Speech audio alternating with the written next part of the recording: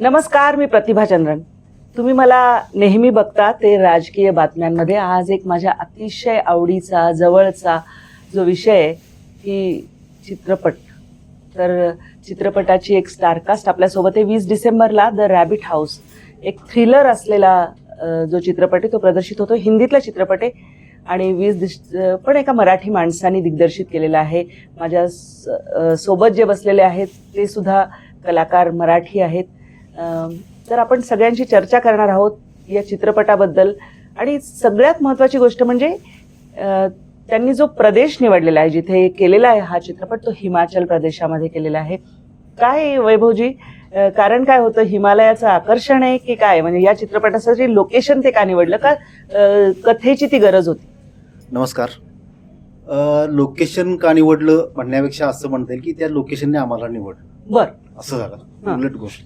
म्हणजे आधी ते लोकेशन आमचा डीओपी आहे प्रतीक पाठक, त्याने बघितलं होतं. त्याने मला येऊन वर्णन केलं होतं की असं एक तिकडं घर आहे हिमाचल प्रदेशात जे 100-125 वर्ष जुनं आहे आणि त्यात ते खूप वैशिष्ट्यपूर्ण आहे. त्याच्यातल्या खोल्या, त्याचे सगळे डोअर्स वगैरे हे सगळं ऐकल्यानंतर माझ्या मनात एक गोष्ट तयार व्हायला लागली. तर ते कथेचं बीज आहे असं म्हणता येईल. आणि कथा जशी पूर्ण झाली तशी मी करिश्माला वाचायला दिली पहिल्यांदा. तिचा फीडबॅक घेतला तर तिला पण ती आवडली, खूप आवडली. म्हणजे ती 2 टप्प्यात वाचणार होती तर तिनं सलग वाचून संपवली. बरोबर ना? हा, असं झालं. आणि मग ठरलं की चला आपण याच्यावर फिल्म करूया. असा प्रवास होता. आणि मग कथा जी सुरू होत गेली, उलगडत गेली, तर तुम्ही जॉनर जे निवडलं थ्रिलर ते का निवडलं? म्हणजे ते त्या घराच्या वैशिष्ट्याला धरूनच त्या घरामध्ये काय काय होऊ शकतं. तर असं सस्पेन्स म्हणजे ते खूप मिस्टिरियस घर आहे, मिस्ट्री आहे. तर मिस्ट्री तर त्याच्यामध्ये येणारच होती. मग त्याला धरून काय काय गोष्टी अजून येऊ शकतात तर त्या सगळ्या त्याच्यामध्ये आलेल्या आहेत. ते सगळे इसेन्स आलेत असं म्हणता येईल.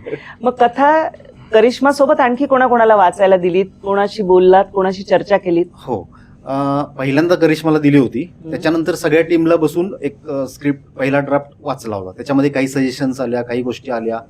जे रॅबिट हाऊस मध्ये जाऊन राहिलेत त्यांना पण बोलवलं होतं. जसं प्रतीक होता, आशिष पावगी म्हणून एक आहे, तो तिथं खूप राहिलेला आहे. त्या सगळ्यांना वाचली आणि ही गोष्ट तिथं घडू शकते का मला सांगा असं म्हटलं. तर तिथं घडू शकते असं मला त्यांनी सांगितलं. म्हणजे काहीच त्याच्यात बदल करावा लागणार नाही, ते घर तसंच आहे जसं तू इमॅजिन केलेस. त्याच्यानंतर सर म्हणाले की आपण तिकडे जाऊ, रेकी करू. आणि मग आम्ही तिकडे गेल्यानंतर लक्षात आलं की हे सेम आहे, एक 2% बदल करावा लागला. असं झालं. तुझ्याकडे करिश्मा येते मी की तुला ती कथा आल्यानंतर एक तर तुझा पहिला चित्रपट आहे. हो, नमस्कार. बर. आणि त्यांनी जेव्हा तुला कथा दिली तेव्हा तू वाचत असताना काय वाटलं की तुला ते कॅरेक्टर असेल, की तुला कल्पना दिली होती का की तूच असणार आहेस या भूमिकेमध्ये, का फक्त कथा वाचायला दिली होती? दिस इज फन. पहिल्यांदा मला जेव्हा वाचायला दिली तेव्हा एक फक्त असंच होतं की फीडबॅक हवा आहे. एक स्टोरी आहे, फीडबॅक. आता म्हणजे ती स्क्रिप्ट नव्हतीच, स्टोरी सारखं होतं. आणि म्हणजे लाईक क्लायमॅक्स पण नव्हता त्याच्यामध्ये. ती एक जस्ट थॉट होता की त्याच्यावरती कसं वाटतंय. तर मग ऑब्व्हियसली नाही, काहीच आयडिया नव्हती मी त्याचा पार्ट आहे. आम्ही वेगळ्या प्रोजेक्ट्सवरती सुद्धा विचार करत होतो. तर त्याच फ्लोमध्ये मी पण ही स्टोरी वाचली होती. मग ते एकदम वर्षाच्या शेवटी मला कळलं की मी पण याचा भाग होणार आहे. मग तेव्हा वाटलं नव्हतं का की आपण पण भाग पाहिजे याचा किंवा करूया का असं? नाही, त्यावेळीचा थॉट प्रोसेस ती वेगळी होती. म्हणजे माइंडसेट वेगळा होता माझा.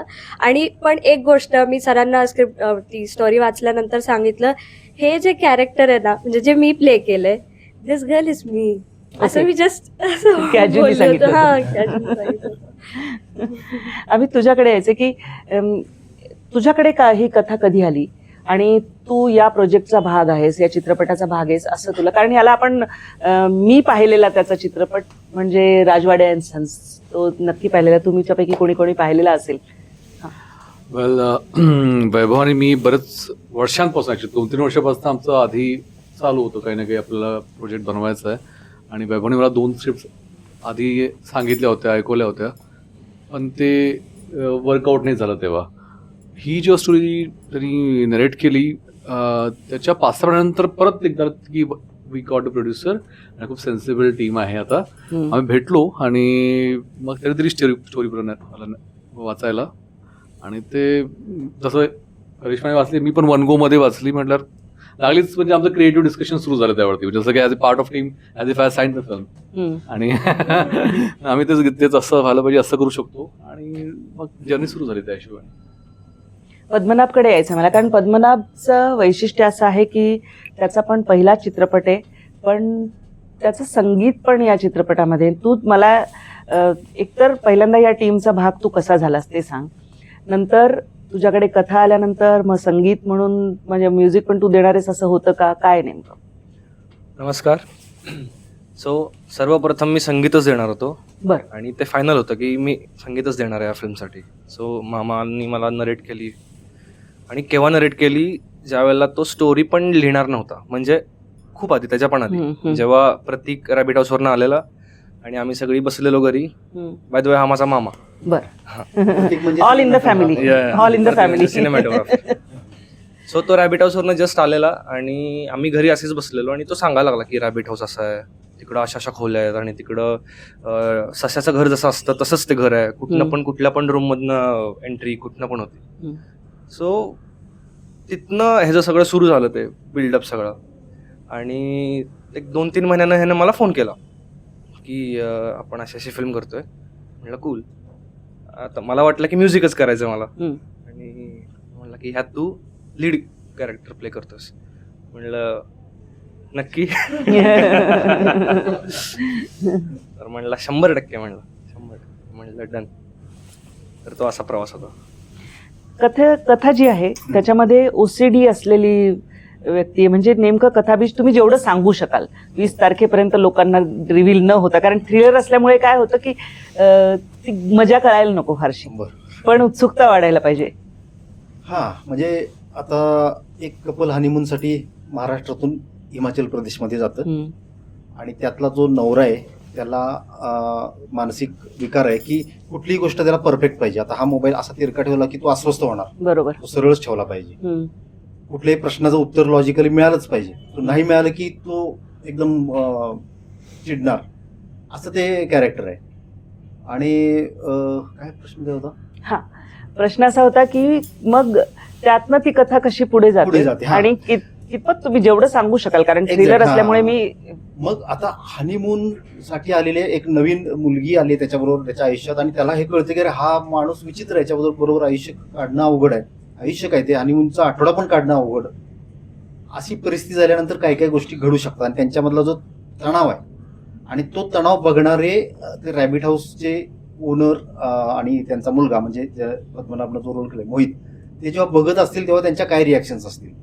त्यांना दिसतंय की तिची हॅरॅसमेंट होते, पण ते मध्ये पडू शकत नाहीत, कारण ते गेस्ट आहेत, मिया बीवी का मामला आहे, मग ते नाही मध्ये जाऊ शकत, आणि मग काय गोष्टी घडू शकतात त्या त्याच्यात घडल्यात. म्हणजे इथंपर्यंत मी सांगू शकतो. मला तुला विचारायचंय की ही स्टोरी करताना पहिलीच फिल्म होती तुझी, काय तुला शूटचा अनुभव, काय किस्से, कारण खूप गमती जमती होतात सेटवर, तर त्यापूर्वी तू चित्रपटाबद्दल जेव्हा जेव्हा विचार केला असशील किंवा तर तुझ्या मनातली एक कल्पना, आणि जेव्हा काम करायला आपण जातो तेव्हाच वास्तव, ह्याच्यात कसा फरक होता आणि काय खास लक्षात राहिलं? मला म्हणजे आम्ही जेव्हा रिहर्सल करत होतो तेव्हा खूप मजा येत होती. म्हणजे काय त्याला म्हणतात, क्रिएटिव्हली आम्ही जे कॅरेक्टर कसं बिहेव करेल, काय ते सगळं फिगर आउट करत होतो. तेव्हा ती जी प्रोसेस होती ती खूप एक्साइटिंग होती.